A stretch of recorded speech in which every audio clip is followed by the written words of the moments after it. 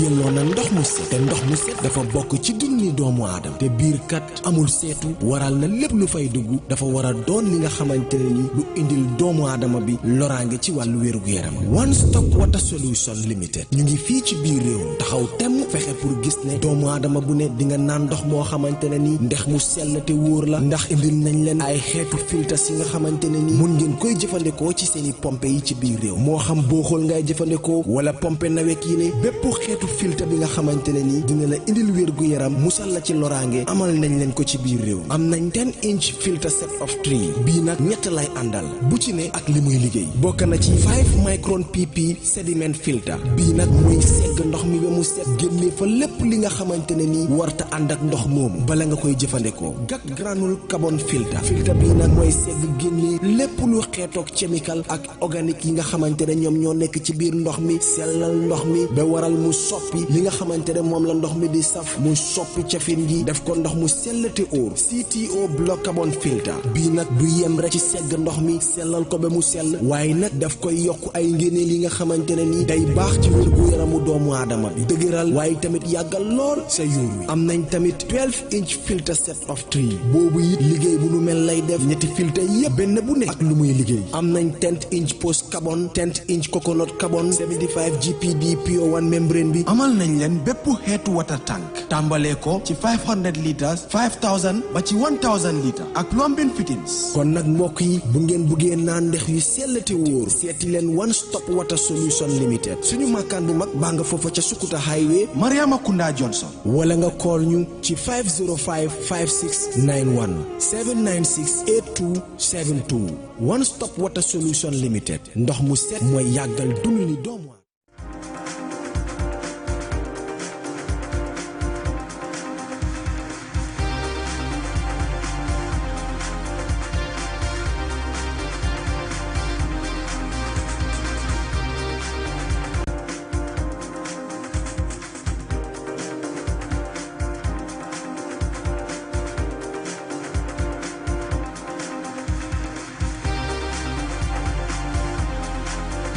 Hello, good morning. You are watching QTV this morning. I am Ibrahim Abalde. Thanks for joining us. And of course, it's almost a week we didn't come on this program. And we are back again. Everybody can attest to that. Gambia, we were in elections and it was a very busy week. So that's why some of these programs, we could not bring it on this morning, and you didn't see your presenters here. And we are back again. I am Ibrahim Abalde, and thanks for joining us. This program is sponsored by One Stop Water Solutions for all your water dispensers and filters. I am with the Honorable himself and Mr. Choi. These are the men of the moment. Aliou, welcome. Thank you very much, Balde. It's a pleasure to be back here on the This Morning program. Thank you. Yes, it's good to be here. And Mr. Momodou Mbodj, I like your glasses. Welcome. Thank you. Thank you how was it? The election week, man? It was... Yeah, it was exciting. It had its own excitement, and we were all very eager to have a peaceful election and, you know, to get it over with. Exactly. And Mohamed Lamin Choi. Yes, thank you very much. I hope you relaxed. I had enough rest, definitely. Okay. Yeah, it was a very interesting moment and quite significant in our history. The Gambians have exercised their democratic rights in electing leaders. And congratulations to the president and hard luck to the rest. Thank you very much. Well, it was a very busy week, and you've seen all the activities and the coverage that QTV sent to all our viewers. It's very important. And Aliou, I think today we don't have any African proverb, or can you provide us with one? Well, I haven't seen any. maybe Mbodj will help. Okay, let's say a child among men will soon be a man. Well, Mr. Mbodj, what do you think? You still you'll begin. Yes. Oh, absolutely. When we were younger, I mean, there's another one very, very close to that. Yes, roughly, you know, a child, you know, when you clean your hands, then you can eat with the men, as it were. Yes, there's something to that, and we've sort of experienced it. We've seen sort of younger people who hang out all the time with sort of grown-up men.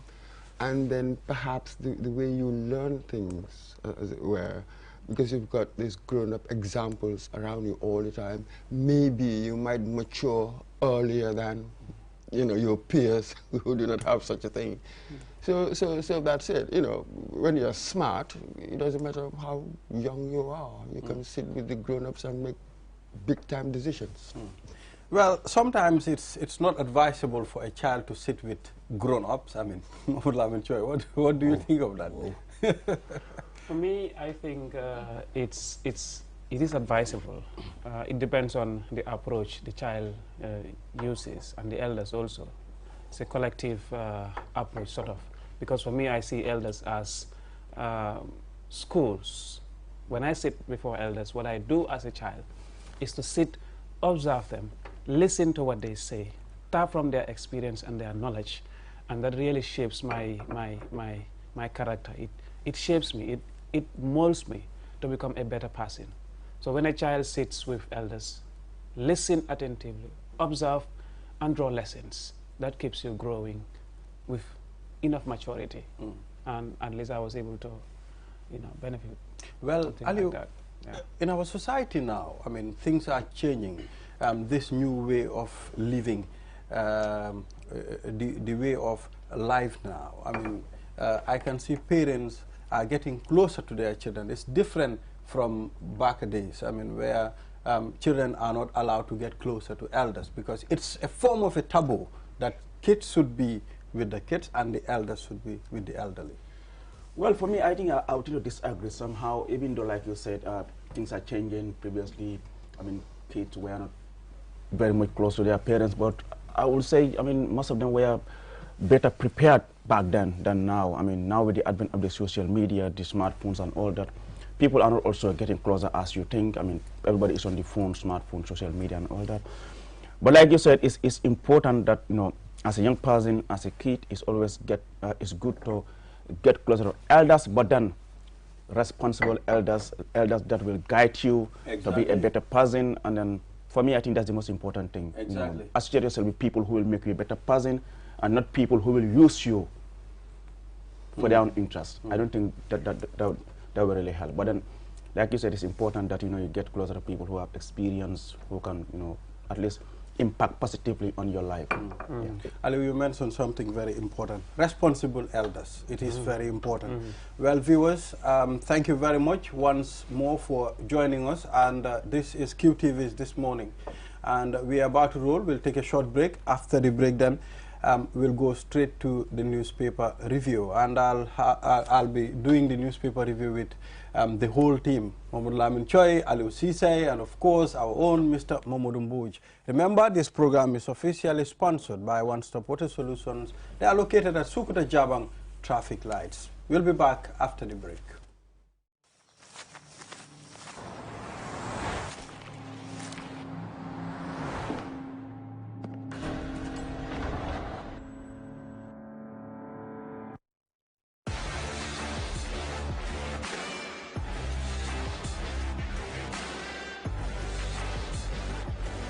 Begin your SUV life. S-Pass Motors, the new authorized dealer for Kia. Visit us today or call us on 3522 222 353 2222. With so many things to do in a single day, it's important to have a network you can trust. When there's family and friends to connect with and business calls to make, you need a network that is reliable and fast. Talk longer, browse faster, go farther, and roam wider. When your network is solid,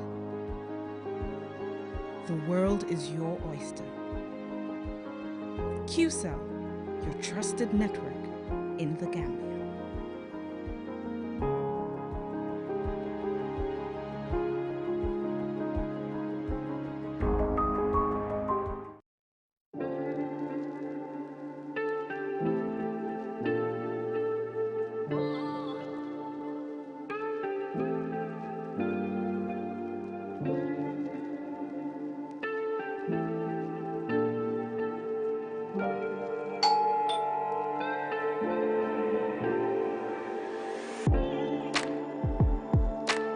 Want it?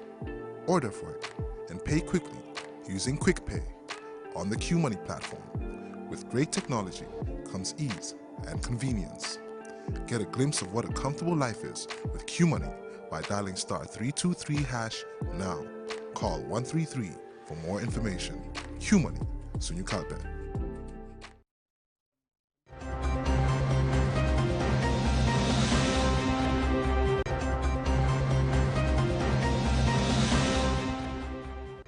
Welcome back from that break. It's QTV's This Morning. I am Ibrahim Balde, and thanks for joining us. The program is sponsored by One Stop Water Solutions, and of course, we'll go straight to the newspaper review, and I'll allow Honorable Aliu to take us through the on the Point newspaper. I have Barrow promises new constitution term limit. National Human Rights Commission condemns police use of tear gas at Kairaba Avenue. Dabo urges calm amidst tension with security. BCC Mayoress Janjambori Chair congratulate President Barrow. That's what I'm having on the Point newspaper. PDOIS accepts IEC election result. December 4th could be Dabo's final presidential race. Wow. File congratulates Barrow. Basically, those are the, and also Gambia Participates Election Observer says December 4th election was free, fair. Okay, interesting. And of course, on the Fourier newspaper, Essa Fall intends to transform his movement into a political party. That's the independent candidate. Of course, National Human Rights Commission calls on police to always exercise restraint in dispersing crowds. Banjul Mayor cannot administer attestation forms for registration. Barrow assures justice for atrocities committed under Jammeh's regime, and Supreme Court dismisses the Freedom of Information case brought by activist by Emile Toure. And of course, the last round of the election by Fourier. And this is what we have, Aliu. Yes, so quite interesting there. Yes. I mean, Mr. Mboch, if you look at the headlines, for example, on the Point newspaper, we have had the president yesterday during his post-election press conference with the media. He has renewed his commitment to ensuring that by the new constitution, of course, with a term limit before the end of his term. Oh, absolutely. And it was interesting that it was a rather more confident president-elect. It was that in itself was quite curious. And then, yes, with the constitution, we knew that after the elections, we were going to have to deal with the draft constitution, had to be revived or reformed, whatever they were going to do. But we all know the sections in it that are really inimical to any democratic civilized living. So no surprises there. And the term limits, really no surprises there. But it was quite curious that he was categorical, because the night before, I remember talking to somebody who said, oh, I have a suspicion that he will drag it until after 2026 or so that can do more terms, because of the term limits might become awkward, as it were, for him sooner or later. So he proved that what that person is wrong, and perhaps there are others thinking like that. So no surprises there. We knew that now in the Constitution you're going to have these term limits. Absolutely. Well, term limits, I mean, most people talk about it, and let's talk about the importance of term limit, Mr. Mbodj. What's the importance? Oh, this because some people will tell you, if the president is working, if he is giving the nation what they want, I mean, term limit is not very important to them. Well, it depends. For instance, Britain doesn't have term limits, yet their democracy is working quite well. It's just that with us, our history so far from independence is that leaders have been overstaying all the time. You know what I mean? So we want to get that out of the way, that self-perpetuation. We want a more dynamic. Absolutely. When you have your 2 terms, maybe of 5, 10 years, what you cannot do, I'm not sure if you can do afterwards. It's important that you leave and give somebody else a chance to try and do it. So this is it. We just didn't want certain individuals or groups to monopolize power. That is why we wanted to bring these checks to make sure that you do not go beyond a certain period, so that it will circulate, leadership will circulate, as it were. Well, I mean, His Excellency have promised to look into it. I mean, I think Maud Lamin Choi, that's very important. He promised to look into that. Yes, absolutely. Very important. Not only that, he promises term limit that is also supporting the new constitution with absolute majority. And according to him, he will want this to be his legacy. He will want a new constitution with term limit and absolute majority to be his legacy. I think throughout the whole press conference, it was not only once he mentioned the fact that he is committed to ensuring that Gambia has a term limit, which is also very important in a democracy. In most democracies, term limit are really implemented. And I think having a new constitution with that will move the Gambia forward in ensuring that we wouldn't have leaders who will be here with self-perpetuation.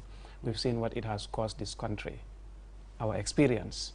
Now moving forward, the president is promising a better future for this country through constitutional reform.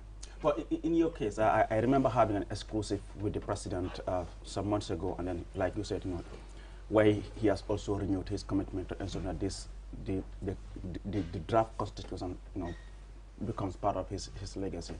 But in this case, we're talking about self-perpetuation. Let's talk about self-perpetuation and also the development that you're bringing in for your people. Does the term limit just mean, okay, without term limit there can't be any development? Because in most cases, it's people who decide. The power resides in the people. Yes, absolutely. So this idea of development and term limits, this is very interesting, because the idea, the argument against term limits, as put by certain political analysts, is that it imposes sort of short-term horizons. Because you've got only 5 years, that's all that you can promise your people. But we know that the projects, what we need to do, the radical stuff that we need to do to see the development that we want, I need to have long-term projections. But the political system doesn't really allow for that. So what do we do? So little surprised that, for instance, Lee Kuan Yew, we like quoting him all the time, of Singapore, he said really to get radical development that we want, really, you don't need more democracy, but less. So this has really put me in a very funny situation. I love democracy, yet I love development. Yet when I look at the examples out there, then I see that there is some kind of tension. Without thinking about it much, the Soviet Union could challenge the USA, not on a democracy.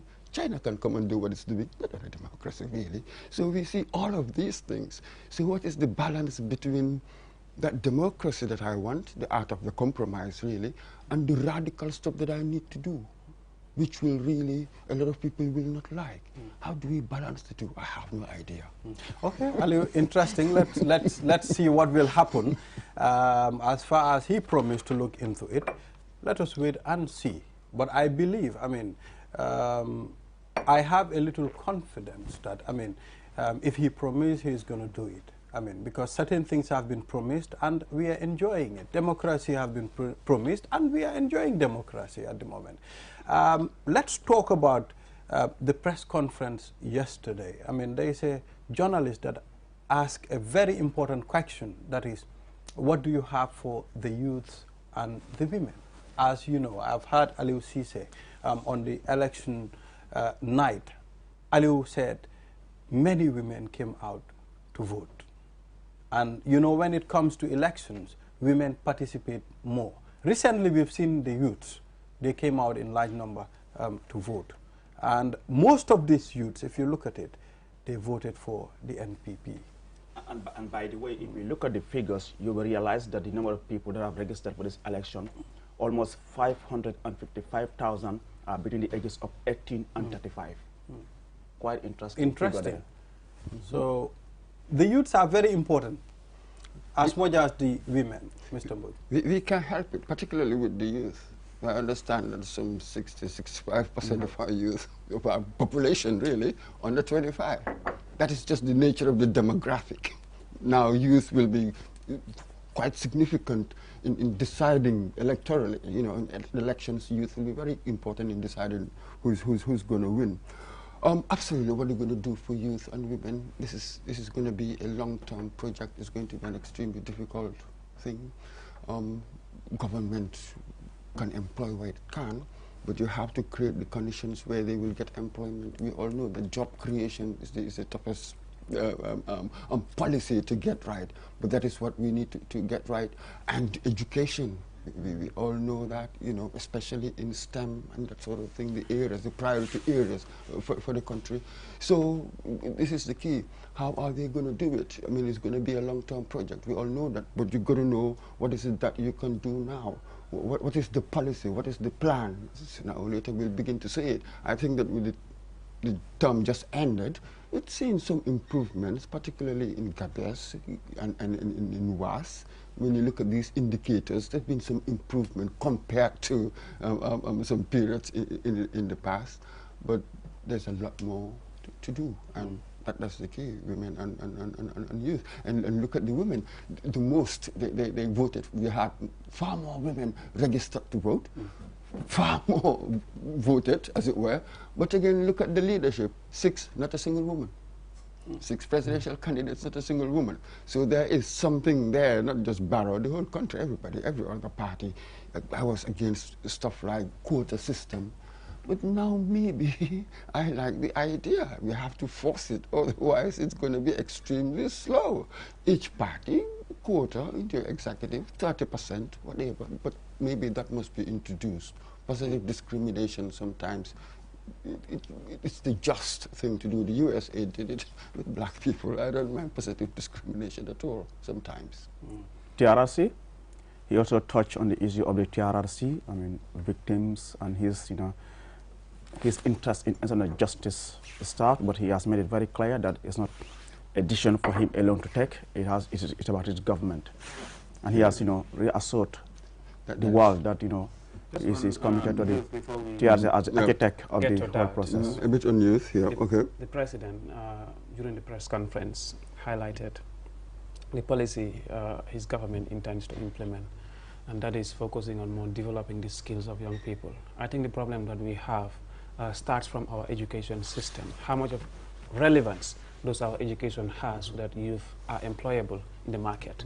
So what government really needs to do is to make sure that you know, our school system, the curriculum is diversified, to introduce areas of learning that will prepare people for the job market. What is the demand of the job market? And what we learn in school really currently is not really in tandem. So what this present government should do is to focus on developing the skills of young people, building the infrastructure, skill centers, in order to provide young people the opportunity to learn some of these skills that the market is demanding, with the president promises. And yesterday, that was highly important that he highlighted. And I think this is important too for the country to move towards too. I think for me it's quite relevant that, you know, the areas are identified. I mean, for me sometimes, you know, you go to school from grade 1 to 12 and you are doing English, math, science, history. I'm like, come on. At the end of the day, you just have to be a specialist in one area. Like if you go to other countries, if you see a young kid at the age of 5, if they tell you in the next 20 years he also is going to be an engineer or whatever, by the time you come back, the person is already that, because the person is prepared from that tender age. Yes, they focus on one thing. Exactly. Exactly. It's important, Mr. Mboj. When you look at the education system today, you do a lot of subjects, you do a lot of things, you do a lot of different courses. I mean, I think it's important for that to be looked into. I mean, focusing on one thing, because at the end of the time, you will go focus on one job. Maybe what we need to do more is on the soft skills. There's something they call the soft skills. It deals with that. When I was at Quantum Net Institute of Technology, that was when we realized certain weaknesses. It's from when you are younger. Your teachers will observe your inclinations. What are your talents, potentially? Where are your interests, as it were? Then maybe they can put you in that direction. But there's nothing wrong with giving a general education. The maths, English, history, and all of that you did, that's all very good. But it doesn't end there. Something else should have complemented that. Exactly. This is what the key is. So you develop certain soft skills for everybody, for your career, for your life. Then you begin to sort of be able to manage your time, setting yourself targets. You see, these are the habits, I think, that can make you a good learner. It helps your education and your citizenship. as it were. So that is what we mean, that broader conception of education, that's really what you need. You can get your expertise and you can get your citizens. We're talking about two different things here, really. Both are very, very important for education. The curriculum. Can you be radical? I dare you to be radical. This is what we've not been having. And we know that for our problems, what they have, we need to be radical. Otherwise, it's going to be like a snail's pace into development. Every year they'll say, okay, our economy grew by 5% or 6%. What does it mean? Go and look at ordinary people. They're still suffering. All sorts of things are happening. Where with these 5 or 6%, where does it go? So what we need is a wider, broader cultural transformation, if you like. That's really what education is for in the end. And now let's move forward and look at we've seen the BCC mayoress, Nyanyambure chair, among others, yourself and other congratulating the president on his victory. What does this mean for the outcome of this election? Oh, come on, no issues here, really, when you think about it. We've had skirmishes here and there, but it was just so transparent, it was unbelievable, you know. And people like PDRS, Halifa Sallah, highly respectable person, accepted. We've got the responsible people who have accepted. There are others, Abdullah Jamil. So it's been really clear, no controversy, really. Anything here, any problem is really self-willed. You know, it's contrived. It's not really real for some reason. So, but that's good. Then we move on, you know. We move on. That's the key. Okay. Aliu, do we have any other thing? Yeah, I think for me that's all, unless if Most has anything to add on to what we have discussed right now, especially regarding the election observers. You know, they've all endorsed the election as, you know, free, fair, and transparent. That's both the local election observers and even international observers, such as the Commonwealth, the African Union, the ECOWAS, led by former presidents Obasanjo, Dramani, you know, Ernest Bai Koroma. You name them, they've all. What, 5 or 6, as Barra said in his press conference. You know, absolutely, everybody, somehow this has become a significant election, not just to us, but to ECOWAS, the whole world, actually. You know, they've grasped the significance, and they all endorse the transparency, the fairness, the freeness of it all. I mean, you were there at the IEC, I'm sure you were with these observers, and I'm sure there's something that we're going to discuss when we come back from the break about the experience and everything at the election house. Yeah. All right. Thank you, Aliu. Thank you very much. And they'll be still staying here. I mean, we'll be discussing about the elections. As you know, it was a very busy week last week. I mean, most of our reporters were out there, and we are saying a big thank you. How do I say this? Benediction. Is it a blessing? Benediction? Blessing? Mr. Moore, you can help me. You are one of the fans of those big words. No. Okay. So you are a disciple of we now go for a short break, and then we'll be back.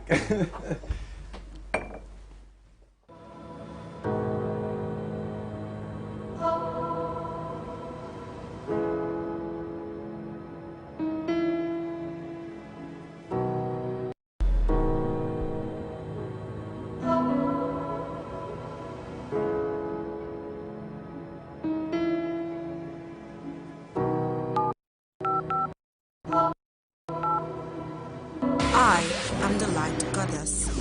Everything I touch turns into light.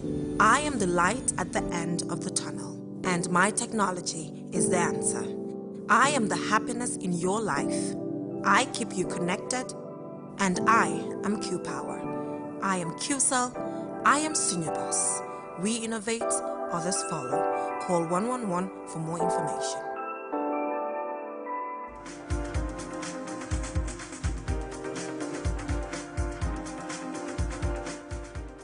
We are back again from that break. I am the light at the end of the tunnel. Q-Cell Sunibus and Q Money for you to buy Q-Power. And this program is sponsored by One Stop Water Solutions. We are back again, and we'll be discussing the election coverage and experience. As you know, QTV, we promised always to be there for you, to give you genuine information, credible information all the time. And thank you very much to all our viewers. I mean, they rely on us during elections and after elections, because we promise to give you true information all the time. And as I have Ali with me here, with Mo Lamin Choi and Mr. Mboj, you know, they spent the whole night here. The following day they were here. And Ali, please share your experience. Well, for me, it was a great experience. This is my third time covering elections in the country, 2011, 2016. But in a different way. Exactly. And this is the first time that I've covered election as far as broadcasting is concerned. You know, past two elections I was writing for the papers and also, you know, some international stuff. But then it was a great experience for me personally. I mean, having to be here for almost 48 hours, not moving. I think for me it was quite hectic. But then that's all we can do for the Gambians, as we know. I mean, I can say, you know, most of the people who are following QTV, be it in the country and outside the country, we've received so much feedback from people in the diaspora, in the US, in Asia, in Europe, Africa. So I think, you know, it was great. It wasn't easy because, I mean, elections are very sensitive. I mean, the information that you have to pass to your viewers, I mean, it have to be very credible. It should be a genuine information. So how did you manage to do that? Because, I mean, even by looking at it, I will tell you there was no mistake. I mean, it was all... Yes, I mean, it all boils down to preparation. You have to really prepare yourself, because knowing the task at hand, I mean, knowing the fact that the IEC will make sure they don't make any mistake. I wasn't expecting the result on the same day, to be honest with you, because through interaction and communication with some of the officials at the election house, you will really understand that they wouldn't take any chance of committing any mistake. And then, for that being the case, I mean, we were expecting the results on Sunday. And because of that, you know, I was prepared, and then our correspondents who were across the country were also briefed and prepared by the production team. I think that really guides. I mean, people were behind the scene also guiding, and it was a teamwork. I mean, from the reporters, from the reporters, you know, us here on the panel, the production team, the cameramen, you know, everybody was supporting as far as, you know, this whole production is concerned. So it was a teamwork. Yes, and Momoramin Choi, you are also busy out there giving us all the information. I mean, it's important to be in the studio, very important, but outside connects the studio. We all know we need someone out there. I mean, we cannot just rely on any information, but we need our reporter out there to give us, I mean, first-hand information. And you were there, and you did the right thing. Yes, absolutely. At the IEC election house, that was the center of attention. Even Alio and the rest of the team were here, but the attention of the whole country was on the IEC. And it was good that we had someone there, and I was there representing QTV. It was a very good experience, and at some point, people treated me as if I was the IEC chairman. Everybody calling me, oh, what is happening, what is happening? How about these results? Social media peddled with so much of information from, you know, certain sources. But ultimately what we had to do as a responsible broadcasting media was to wait for the IEC chairman, because ultimately it has a process. And that process requires verifications, and these verifications, sometimes the figures might change, who knows. So that was why, essentially, we were there patiently and passionately waiting and doing the work in order to serve public interest. And I thank God that we did it successfully, and the whole country was watching QTV, and that was really a very big honor to handle. Honorable Mr. Mboj was also part of the panel here in the studio and analyzing, and people were calling me, "Send Kokunun." This guy, who is this guy? But this is Mr. Mboj. Yes, Mr. Mboj, tell us your experience. I know this is not your first time to do these things. Oh, absolutely. That's the thing. I remember in 1987, I was at high school. You know, this was the time of PPP, NCP, that sort of thing. I sat up whole night writing down constituencies, the winners, and all of that. I just loved doing it. So having that perspective as well perhaps would create few juicy, as it were, things here that you might not see. So on the night itself, here we were dealing with the new kid on the block, MPP, and you had the old parties, you know, and then we knew that the pieces had changed on the chessboard, so now we were going to test. really how strong were they in this sort of new configuration that we've had. So for me, that was my excitement. Where are we going? What has happened between 2016 or maybe even 2017 to 2020, 2021 politically when it comes to political allegiances? So for me, that was my excitement. In which direction was the wind blowing? Exactly. Coming back to Aliu, we know, I mean, when it comes to election coverages, some people are happy, others are not. And as a presenter in the studio, you've taken your time to make sure you satisfy all these parties. Yes, because one thing that was key in our election coverage is to make sure that we remain independent, maintain our professionalism, no sentiments, no emotions, just to present the facts to the public to know what is happening. And that's why we try as much as possible not to announce any unofficial results, even though we were getting some results that were very credible. In fact, they turned out to be the same as IEC announced, but we wouldn't say it here, not even with our friends who were couldn't find out, because we wanted to get it officially from the Independent Electoral Commission. And that was a key, knowing the fact, like I said, not only Gambians, but even some election observers were monitoring QTV and Q Radio to know exactly what was happening, because some of them were moving around. So while they're in their vehicles, they were monitoring Q Radio to know what was happening, because like I said, our reporters were everywhere. So we try as much as possible to maintain our independence, our neutrality, but also because we are trying to safeguard the integrity of this institution, which is highly respected not only in the country but even outside the country. For me as a presenter, that was my role, to ensure that I'm able to control the panel and direct what we should talk about and not talk about, what is relevant to the day as far as election is concerned. It wasn't easy, but then we try our best to ensure that we are able to stick to the main reason why we were here on the panel. Very important to stick to the main reason. It's important that at QTV, I mean, we make sure each person, we put you at a particular place that you're fit to be. And we are happy that we have a young, brilliant team that works hand in glove to make sure it becomes a success. If you look at the people here, they are very young. I think younger than Mr. Mboj. I mean, are you forgetting your African proof earlier on?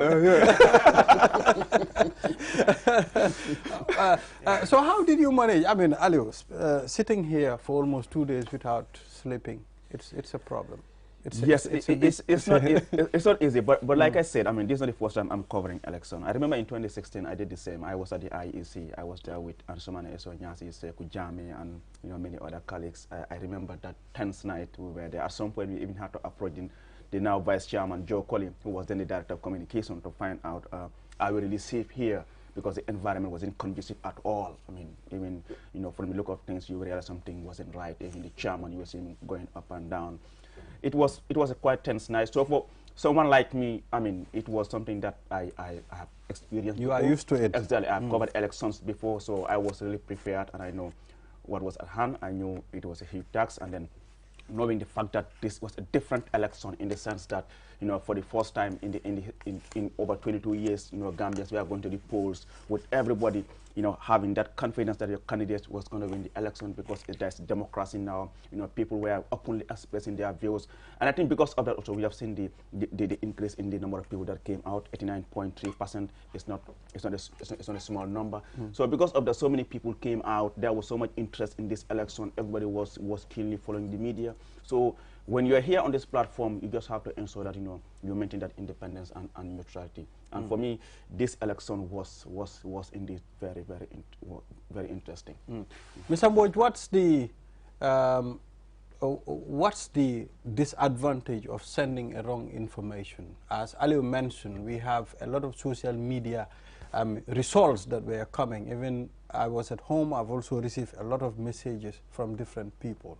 Although at the end of the time, I realized that, okay, it's true. When Aliu and others announced it, I said, this is true from the IEC. Yeah, I think there was so much misinformation and disinformation. I remember even when the poll started, before even midday, some people were circulating that, their ballot box is full, IEC should send another one. And all those things were circulating on social media. At some point, I said to myself, look, 900,000 votes, I think that can fit in one in one drum. Yeah, look at the token that you when are you're giving. looking at that small, how do you Token. call it? Yes. When you, 900,000 can fit in one box, man. So when you say your box is full and you send it out and bring another one, Aliu, that's a crazy thing. No, that can only happen in Nyomi. In Nyomi, yes. And, except if you have tokens like a ball, I mean a football. Maybe. Yeah, it's Mr. Moj, the sending misinformation, let's talk about that when it comes to elections. Not only elections, but sending wrong information. Well, let's put it this way, yeah. There's a more general problem. Then we narrow it to the elections. With social media, you find all sorts. Anybody will say anything. That is why we are told that you don't really get your intelligence from technology. You take your intelligence to it. That is why it is required on our part to sift evidence, to use our common sense. You know what I mean, when we look at social media. But make no mistake about it, there will always be misinformation, disinformation, and the like. But the respectable media outlets, for us, we're driven by other imperatives. I need to be accurate. Don't necessarily need to be the first. For us, that is really what our mantra is. That is, we don't need to be first, but we need to be accurate. And this is where also it will help us to dissociate ourselves, or at least to create some distinctions between what we do, our sort of media, and social media, where there are no editing controls, no structures. With us, we've got these structures, and we are here. We have an address. Everybody knows where we are. You know, we are slightly different. Here you have journalists. There's a completely different term. You have media practitioners, they call it whatever, but journalism is different. You know, it's a code, it's a vocation. You have a certain manner, certain conduct that is expected of you. When I'm on social media, nothing is required. All I need to do is just have a keyboard, and I can do whatever, because I'm keyboard warriors. So people must take their intelligence to social media, and then not everything you see you just accept. Interrogate what you see or what you hear. Interrogate it, filter it through common sense and prior experience. These are the things that we need. So this is it. We need no more or no less than what a professional should do, particularly now in the age of social media. And then we try to counter the misinformation or the disinformation as best we could, and just appeal to people's common sense. Exactly, that's very important. Viewers, be reminded the program is sponsored by One Stop Water Solutions. They are located at Sukuta Jabang traffic lights, and we're discussing elections. Well, the longest day will come to an end, it is said. I mean, few years back, we were expecting elections 4th December. I can remember 4 years to elections, people were talking about the election. And here comes, I think, is it the 3rd day or the 4th day after elections? And everything comes to an end, Mr. Mboj, at the end of time. Choi, tell me, how should a reporter comport himself when it comes to reporting, when it comes to getting the facts? Because as a senior reporter, I have seen reality when you are reporting. Absolutely. What is important is that whenever a journalist accesses information, the first thing that you need to do is verification. And in fact, before you go for a coverage, do a background, do a research before you go to a program, before you interview somebody. Ask the necessary questions, listen to what the person says, and then begin to interrogate. Do not just come because he's the minister, he's the director, he's an expert, and then you accept everything he or she says. Come back and then do the necessary verification. Do your research and find out, because I attended one program. I had somebody who represents an institution giving statistics that were wrong. So what I did, when I listened, I had some doubts. There was some skepticism I had. So when I came back to the office, I did my verification. I did research, only for me to come to realize that this is the reality. These are the facts. So do not say somebody says this and then you present it, then you are promoting fake information. So in order to avoid that, in order to make sure that you are responsible in your job, the magic word always is verification. Contact the necessary sources, do your background research, And then, because as a journalist, you inform people. And by doing that, you must be well informed with the facts. Get your facts right, so that ultimately what comes out of you will be very useful to the people, because you are informing, helping a society to be informed, always be informed. And you can only do that by making sure that you verify the information, your sources, facts, everything. I think that is my principle whenever I approach a story. I can call Aliou Ceesay a journalist. I mean, Aliou has been in the field for a very long time during the Observer days, and he got a whole lot of experience. I mean, Aliou, now we have people who will just write and send, and most of these people are not censored. Most of them, they just send anything. They play audios. Sometimes even on other radio stations, I'll just hear, they'll connect an audio, WhatsApp audio, play it, and everybody listens to it. How dangerous is this? For me, it's rather unfortunate. I mean, that, you know, the people who are to be the gatekeepers at these particular media houses are also doing their work in the sense that, okay, you know, we are now in a very democratic space. The media is free, unlike before, and because of that now, you know, we've seen everybody jumping to become journalists. I mean, some have become journalists by accident, just because perhaps they don't have anything else to do. Others come into the trade because they want to make a name for themselves. They want the popularity, they want the public attention and all that. But for me, I think journalism is beyond just wanting to make a name for yourself or wanting to be popular, wanting to be known. I mean, this is something that you have taken as, it's a quite very noble profession. And I think it is important that, you know, whoever is coming into this profession, you know, you should really understand why you are coming into it. But also the media owners, the media chiefs, I mean, those who are the gatekeepers, I mean, the editors here and all that, they also have a huge role to play as far as, you know, monitoring what comes on their media houses is concerned. Because if you ask me, I will tell you, I remember back before 2016, you know, you could easily count the number of journalists in this country. But post 2016, so many people have come now to be journalists. And some of them are not even trained, to be honest with you. They are not trained. And then the sad part is that even those who claim to be the senior guys or the editors, they are not well trained as well. And because of that, you know, there's always a problem. And I think it's important that, you know, there is more capacity building for journalists in this country, media houses to see how best, you know, they can help build, have in-house training for their journalists, their personnel, but also it is up to you as an individual to take the initiative and develop yourself. I mean, you don't just have to sit in a classroom or go to university to study journalism. The internet is there for all of us. I mean, you can always make best use of the internet, but also you have people who are here who are very learned, who understand the profession. You can always reach out to them and ask questions, and it's very important.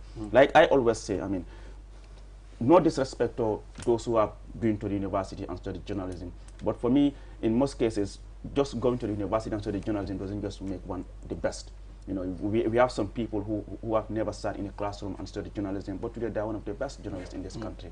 I have so many of them in this country who are one of the best journalists in this country. So I think it's all about, you know, having the interest, you know, wanting to develop yourself, using the internet, you know, trying to engage some of the veterans who are here. You know, you have so many of them. The likes of Mr. Mboj was at the Observer. You know, they were the people who were kicking it there. You have the likes of Mr. Ade here, and so many of them in this country. So Bojang and all that, they're all here. So all these will are people that you can always reach out to, try to learn something from them. It's very important. But the problem is that most of us, because, okay, you achieve one thing today and then you think you are the best. Sometimes, you know, in this life, we have to continue. Every day we have to learn new things. And it is important that, you know, we are always, you know, humble ourselves and understand that we haven't gone anywhere yet. Exactly. We are all learning every day.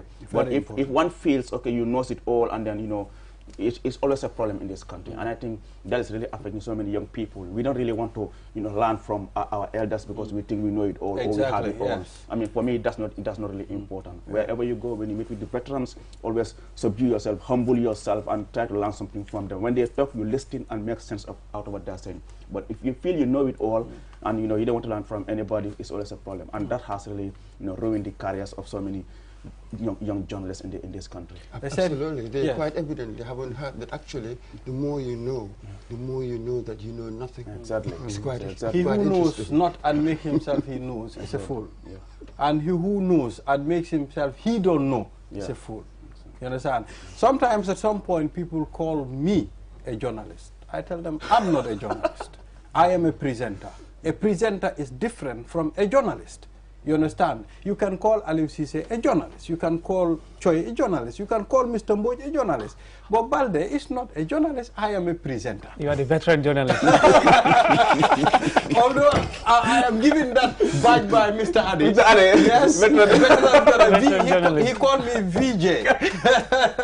All right. Thank you very much, gentlemen, for joining us. And we'll be having Honorable Sidi Njai of the NPP with us here, and we'll be discussing, because NPP, they have a lot in store for us, because at the, right now they are the household name of the Gambia. So we'll be taking a short break.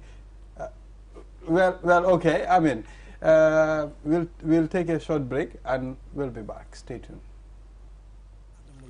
yelloo na ndox mu set te ndox mu set dafa bokk ci dunni doomu aadama te biir kat amul seetu waral na lépp lu fay dugg dafa war a doon li nga xamante ne ni lu indil doomu aadama bi loraange ci wàllu wérugu yaram One Stop Water Solution Limited ñu ngi fii ci biir réew taxaw temm fexe pour gis ne doomu aadama bu ne di nga naan ndox moo xamante ne ni ndex mu sell te wóor la ndax indil nañ leen ay xeetu filtres yi nga xamante ne ni mun ngeen koy jëfandikoo ci seeni pompe yi ci biir réew moo xam booxool ngay jëfandikoo wala pompe nawek yi ne bépp xeetu filtre bi nga xamante ne ni dina la indil wér gu yaram musal la ci loraange amal nañ leen ko ci biir réew am nañ 10-inch filter set of 3 bii nag ñett lay àndal bu ci ne ak li muy liggéey bokk na ci 5 micron pp sediment filter bii nag mooy segg ndox mi ba mu set génne fa lépp li nga xamante ne ni warta ànd ak ndox moomu bala nga koy jëfandikoo gat granule carbon filter bii nag mooy segg génne lépp lu xeetoog chemical ak organique yi nga xamante ne ñoom ñoo nekk ci biir ndox mi sellal ndox mi ba waral mu soppi li nga xamante ne moom la ndox mi di saf mu soppi cafin gi def ko ndox mu sell te óor CTO block carbon filter bii nag du yem rek ci segg ndox mi sellal ko ba mu sell waaye nag daf koy yokk ay ngéneel yi nga xamante ne ni day baax ci wér gu yaramu doomu aadama bi dëgëral waaye tamit yàggal lool sa yuur wi am nañ tamit 12-inch filter set of 3 boobu it liggéey bu nu mel lay def ñetti filter yépp benn bu nekk ak lu muy liggéey am nañ 10-inch post carbon 10-inch coconut carbon 75 GPD pure one membrane bi amal nañ leen bépp xeetu water tank tàmbalee ko ci 500 litres 5000 ba ci 1000 litres ak plumbing fittings kon nag mbokk yi bu ngeen buggee naan ndex yu sell te wóor seeti leen One Stop Water Solution Limited suñu makkaan bu mag baa nga foofa ca Sukuta Highway Mariama Kunda Johnson wala nga call ñu ci 505 5691 796 8272 One Stop Water Solution Limited ndox mu set mooy yàggal dund.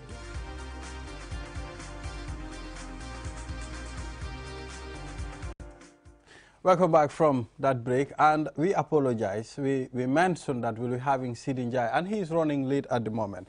But we'll try to have him another day, and I believe this is all we have on the program, Aliou. Thank you so much, Ibrahim Abande, and then we hope to be back here tomorrow, inshallah. All right, thank you very much, Mr. Mbodj and Mohamed Lamin Choi, for joining us on this program. Viewers, this is all we have for you, and our official sponsors, One Stop Water Solutions. They are located at Sukuta Jabang traffic lights for all your water dispensers and filters. Until we come your way tomorrow, have a wonderful day.